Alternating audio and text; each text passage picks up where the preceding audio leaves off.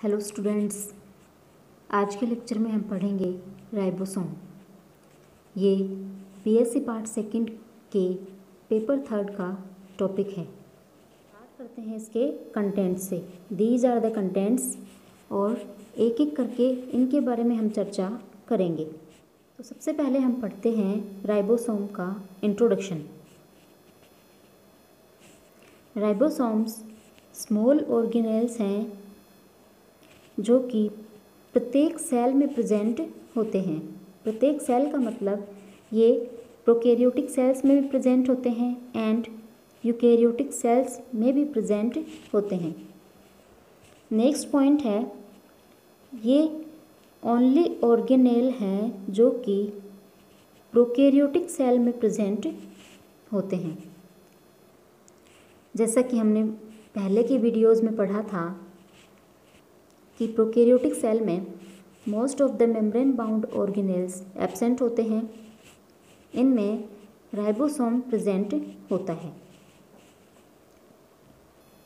Next, ribosome membrane bound नहीं होते। ये इम्पोर्टेंट पॉइंट है। राइबोसोम में झिल्ली प्रेजेंट नहीं होती। इसके अलावा मोस्ट ऑफ द जो ऑर्गेनेल्स हैं उनमें झिल्ली प्रेजेंट होती है।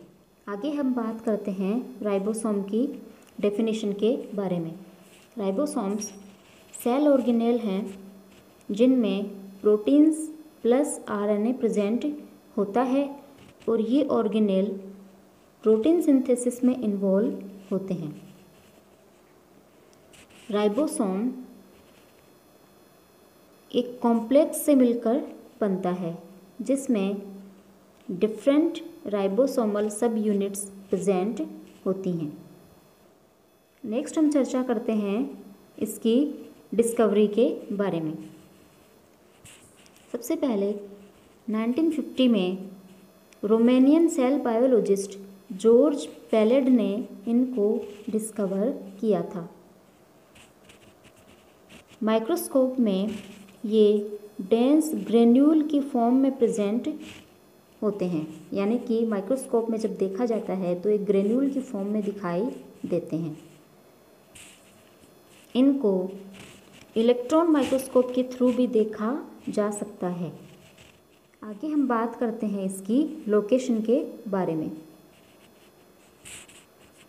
राइबोसोम या तो साइटोसोल में फ्रीली प्रेजेंट होते हैं या फिर एंडोप्लाज्मिक रेटिकुलम की सरफेस पे अटैच्ड पाए जाते हैं। इस प्रकार इनकी लोकेशन की बेसिस पे इनको 2 टाइप्स में डिवाइड किया गया है। पहला है फ्री राइबोसोम्स एंड दूसरा है बाउंडेड राइबोसोम्स। यहाँ पे इमेज में भी आप देख सकते हैं, ये फ्री राइबोसोम्स हैं साइटोसोल में और ये एंडोप्लाज्मिक रेटिकुलम पे बाउंड राइबोसोम्स हैं। तो सबसे पहले हम चर्चा करते हैं फ्री राइबोसोम्स की। ये फ्रीली डिस्पर्स्ड रहते हैं, प्रेजेंट होते हैं साइटोसोल में। ये राइबोसोम उन प्रोटीन्स के सिंथेसिस में इन्वॉल्व होते हैं जो कि वर्क करती हैं साइटोसोल में। इनका नंबर वेरी करता है और किस पे डिपेंड करता है? सेल की फंक्शनलिटी, कार्यशीलता पे डिपेंड करता है। इसके अलावा इन राइबोसोम्स का यूज़ उस समय ज़्यादा होता है जब प्रोटीन्स की आवश्यकता ज़्यादा होती है। आगे हम बात करते हैं बाउंडेड राइबोसोम्स की। ये राइबोसोम अटैच्ड होते हैं एंडोप्लाज्मिक रेटिकुलम की सरफेस पे और इसको क्या बनाते हैं? ये रफ एंडोप्लाज्मिक रेटिकुलम। जैसा कि हमने पहले के वीडियोस में इसके बारे में पढ़ा था, एंडोप्लाज्मिक रेटिकुलम 2 टाइप्स की होती है, smooth endoplasmic reticulum and rough endoplasmic reticulum. So bounded ribosomes rough endoplasmic reticulum पे ही प्रेजेंट होते हैं। जो प्रोटीन्स इन राइबोसोम्स में असेंबल्ड होती हैं, प्रेजेंट होती हैं, इनका ट्रांसपोर्ट किया जाता है या तो सेल के बाहर की तरफ या फिर ये प्रोटीन इंक्लूडेड होती है सेल मेम्ब्रेन में। आगे हम चर्चा करते हैं राइबोसोम्स की क्वांटिटी के बारे में। इनकी क्वांटिटी वेरी करती है और डिपेंड करती है सेल टाइप पे। जैसे कि बैक्टीरिया में इनका नंबर 20,000 तक हो सकता है एंड यीस्ट में इनका नंबर 2 लाख तक हो सकता है। इनकी क्वांटिटी डिपेंड करती है सेल की फिजियोलॉजिकल एबिलिटी पे टू मेक या टू प्रोड्यूस प्रोटीन्स।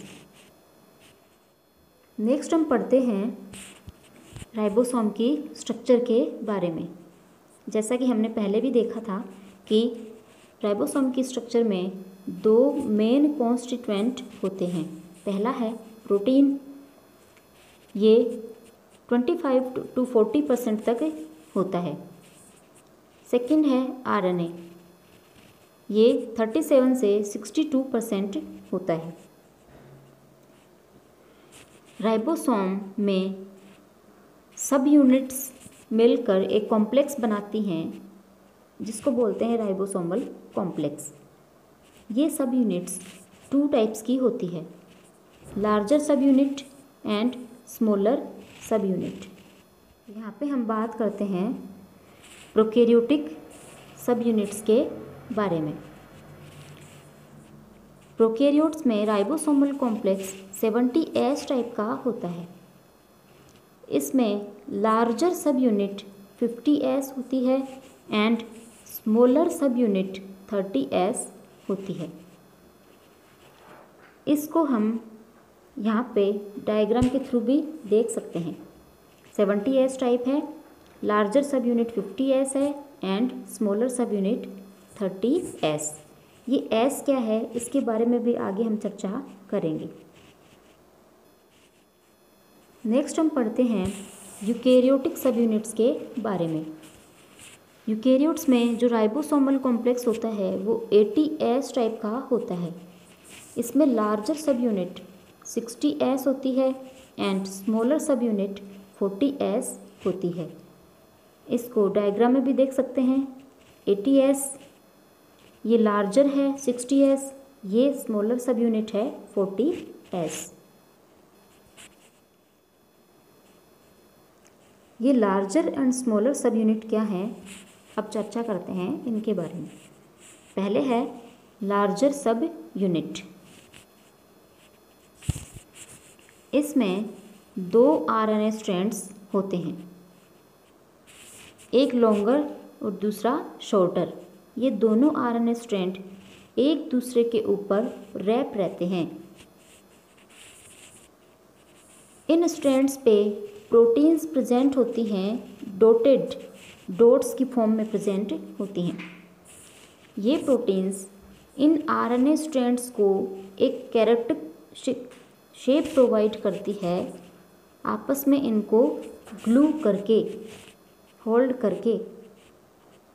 नेक्स्ट हम बात करते हैं स्मॉल सब यूनिट के बारे में।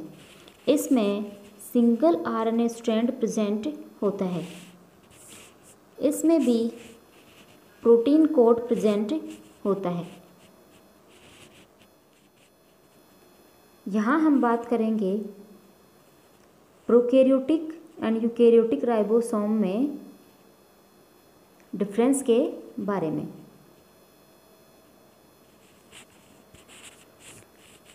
प्रोकैरियोट्स में जैसा कि पहले हमने देखा था 70S टाइप के राइबोसोम्स होते हैं जिनमें 30S स्मॉलर सब यूनिट है। इसमें 16S rRNA प्रेजेंट होता है एंड 21 प्रोटीन प्रेजेंट होती हैं। लार्जर सब यूनिट 50S होती है। इसमें 23S and 5S rRNA present होता है एंड 34 प्रोटीन प्रेजेंट होती हैं। यहाँ हम बात करते हैं यूकेरियोट्स के बारे में। इनमें राइबोसोम्स 80S टाइप के होते हैं। स्मॉलर सब यूनिट 40S है, इसमें 18S rRNA प्रेजेंट होता है एंड 33 प्रोटीन प्रेजेंट होती हैं। लार्जर सब यूनिट 60S है, इसमें 28S, 5.8S and 5S rRNA present होते हैं और इसके अलावा 50 प्रोटीन्स प्रेजेंट होती हैं। What is Svedberg? स्वेडबर्ग क्या है? एक सेंट्रीफ्यूगल यूनिट है जो कि किसी ऑब्जेक्ट की डेंसिटी पे डिपेंड करता है, यानी कि ये ऑब्जेक्ट कितना जल्दी सिंक करता है डेप्थ में, गहराई में, जब इसको सेंट्रीफ्यूज किया जाता है। आगे हम चर्चा करते हैं राइबोसोम के फंक्शंस के बारे में। इनका इम्पोर्टेंट और मेन फंक्शन जो है वो प्रोटीन सिंथेसिस में होता है, यानी कि ये प्रोटीन सिंथेसिस में इन्वॉल्व होते हैं। प्रोटीन सिंथेसिस में ये राइबोसोम्स अमीनो एसिड्स को असेंबल करते हैं स्पेसिफिक प्रोटीन्स बनाने के लिए। प्रोटीन सिंथेसिस में होता क्या है, इसको हम शॉर्टली यहाँ पे देख लेते हैं। डीएनए से क्या बनता है? ट्रांसक्रिप्शन के द्वारा आरएनए बनता है और एमआरएनए से ट्रांसलेशन के द्वारा प्रोटीन्स का निर्माण होता है। तो ये जो प्रोटीन्स बन रही हैं, इनके बनाने में ही राइबोसोम्स इन्वॉल्व होते हैं। ये जो एमआरएनए बन रहा है ये न्यूक्लियस में बनता है और इसके बाद ये ट्रांसपोर्ट हो जाता है साइटोप्लाज्म में फर्दर प्रोटीन्स का सिंथेसिस करने के लिए। साइटोप्लाज्म में जो राइबोसोम की दोनों सब यूनिट्स हैं वो एमआरएनए के जो पॉलीमर्स हैं उन पे बाउंड रहती हैं और इसके बाद में प्रोटीन्स का सिंथेसिस होता है किसकी हेल्प से? ट्रांसफ़र आरएनए की हेल्प से। इस प्रकार प्रोटीन सिंथेसिस में तीनों टाइप के आरएनए काम आते हैं, एमआरएनए, आरआरएनए एंड टीआरएनए। जो प्रोटीन सिंथेसाइज होती हैं साइटोप्लाज्म में, इनका यूज़ साइटोप्लाज्म में ही किया जाता है। सेकंड, जो बाउंडेड राइबोसोम ईआर पे अटैच होते हैं, इनका क्या होता है? ट्रांसपोर्ट होता है। नेक्स्ट है क्वेश्चंस। ये सभी क्वेश्चंस आपको सोल्व करने हैं, ये आपका असाइनमेंट है। Thank you.